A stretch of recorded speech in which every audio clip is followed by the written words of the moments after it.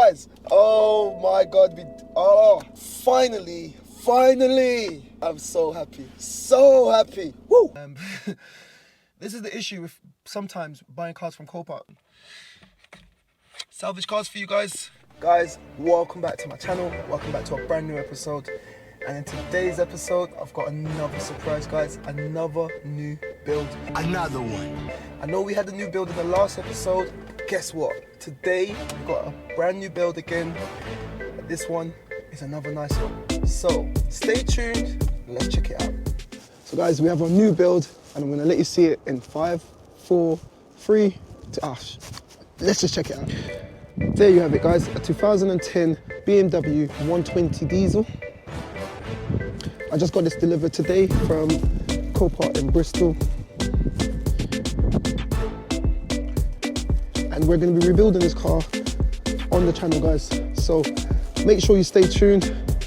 If you want to see this car take off on this channel, guys, make sure you smash that subscribe button. So I want to do a full breakdown of the damage, but before I get into that, I want to get it started. And to get it started, because of the airbags are gone there, we need to go on these boots. On these models, you've got to go into the boot, look down there, and then if you can see, it's a bit charged right there.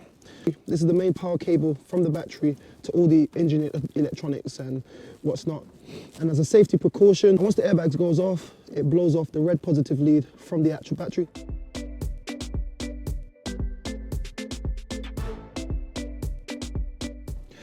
Right guys, so I've taken this off the top.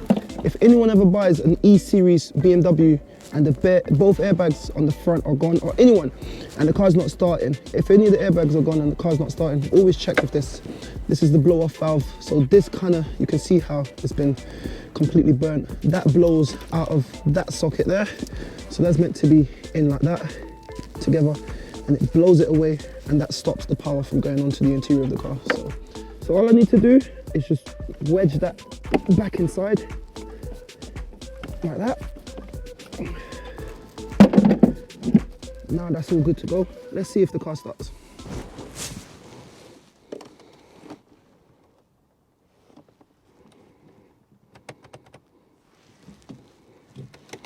Still dead. Strange.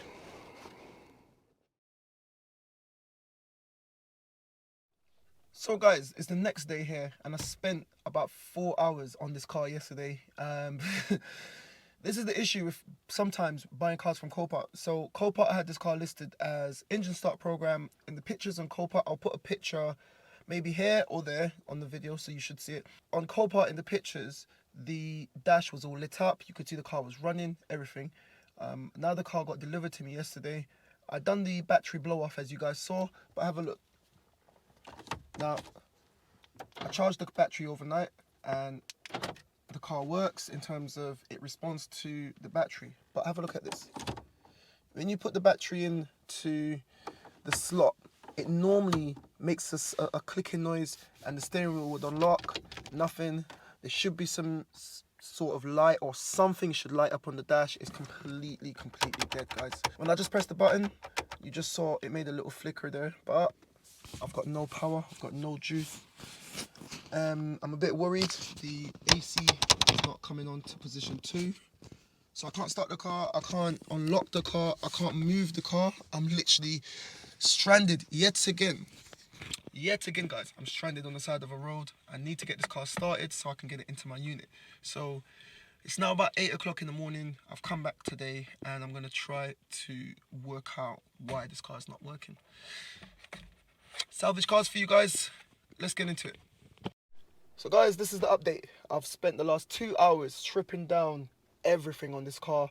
I'm trying to get it to start so that I can do the work on the suspension leg, and I can get it into the unit so we can start really tearing this apart. So this is the second day, and have a look at what I've done. So I've completely ripped out the dashboard, glove compartment, so I can gain access to the fuse box and all the modules that are behind the glove compartment. I've checked all the wiring, I've removed the module, I've pulled it back in, I've cleaned all the connectors, I've gone through each and every one of those fuses right there, and I've checked them, they're all good. I've done the online manual, I've checked all the fuses are in the right position. I've taken the radio out, I've checked the radio wires. I've removed the paneling from the driver's side. I've checked all the wiring there. I removed the key slot. I've checked that. I removed the key button, the push to start button. The connectors at the back looks fine. I've still got nothing. So guys, I've cleaned everything. I've tried everything. So let's see what we've got. You're gonna find out with me. Still got nothing. So frustrating, guys. Let me see. Someone suggested in the comments that I hold the button for a while. So let's see what happens. Oh, shit! Guys, oh my God. That is such a beautiful sight. Such a beautiful sight. Finally. Salvage Nations will do it again. Guys, let me know what you think in the comments down below. Now we can really crack on with this car. Oh my God, I'm so happy. So happy. Woo. Guys, I'm a bit wary to switch it off. This is the first time in 2 days since I've had the car that I've got it to start. So it seems like pressing the button for a long period of time, along with maybe cleaning up all the wiring and stuff that I've done over there, has done the trick. So I'm gonna remove the key, lock, unlock, put the key back in. See, I think there might be a problem with this button. So I've got the clutch all the way down, and I'm gonna try holding the button again and see what happens. Still holding it. You're not meant to hold it this long. Still holding it. And then it just kicks in. Right, guys, so I'm gonna head on to eBay tonight. As soon as I get in, I'm gonna buy a new start button from eBay for my E82 1 Series Coupe. And yeah, but at least the car is starting, guys. At least the car is starting, and it sounds good. Everything on the car seems fine. So right, guys, it's absolutely wetting it down at the moment. But you can still see. Let me know what you think of my 2010 BMW 1 Series Coupe. This is going to be a nice, quick rebuild, and I'm going to be moving this one on. But I've got a little surprise for you guys, and I'll let you guys know in the next video. Let's continue. I'm going to let the car run for a little bit, let it warm up. I want to see how it reacts, and just get some power going through the system. It's probably been sat for a while. But in the meantime, have a look at this. I had to strip down half of the dashboard to gain access to the fuse box, but because the airbags are gone, I've got a new dashboard coming, so I'm gonna leave that. It makes my job easier when I need to remove the entire dashboard. I've got the new airbag for the driver's side coming as well. I got a complete kit, actually. Complete kit, driver airbag, modules, seat belts, pre-tensioners, and passenger airbag with a new dash as well. So I'll be putting that in the next couple of days. And as soon as it stopped raining, guys, I want to show you guys the exterior of the car and just go over the car in its full entirety, show you all the damage, and I want you guys to tell me what you think of this car. So once I do that, drop me a comment down below, let me know what you think. But for now, guys, I'll catch you once I resume. So guys, now that it's starting, I want to show you the main bulk of the damage. The only damage here is this wishbone. So I'm going to take the wishbone off, and hopefully we can get this car driving. Once the car's driving, then I can take it into the unit. Let's change out that wishbone and crack on. So guys, I've separated the part that I need. This is going to be my replacement part. I'm doing this outdoors. It's raining, it's wet, but I need to get this car indoors. And to get it indoors, I need to finish this. So I'm going to take off this piece that's broken, take off that piece, replace this. I can see this track rod arm, it's bent, but I can change that at a later date.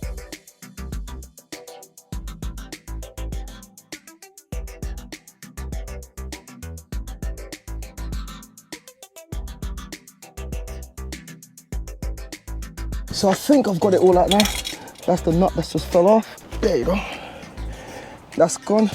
There you have it, guys. One broken wishbone, one replacement wishbone, a couple of nuts, couple of bolts, and I'll have this car running in about 15 minutes. Guys, I've managed to put it into the correct place. Have a look at this side at the back.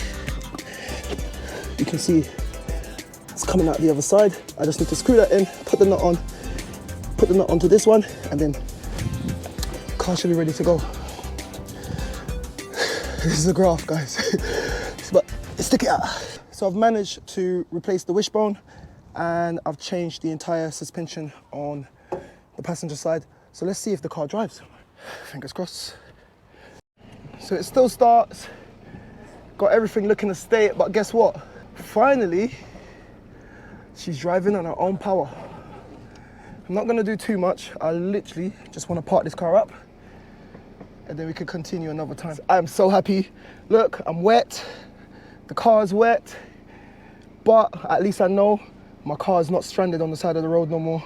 It starts, it drives, it runs. Happy days, guys, happy days.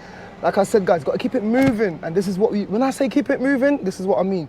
No matter how many obstacles came my way with this car, I kept it moving. No matter how many obstacles in life comes your way, guys, keep it moving. That's the one. Let's check out the damages in full and just go around the entire car so you guys can see.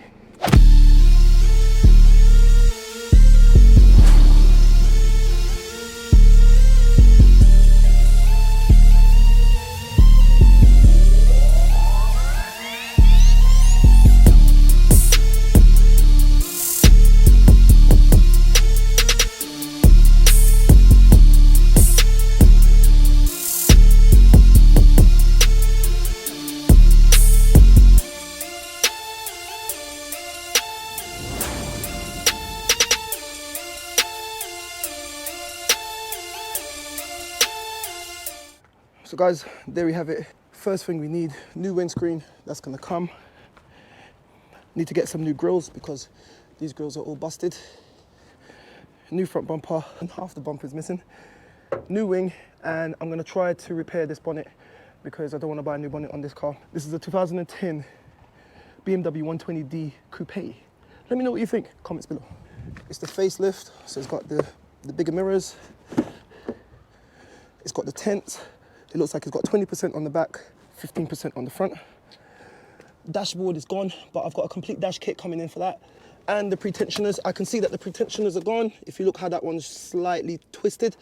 So that pretensioner is gone.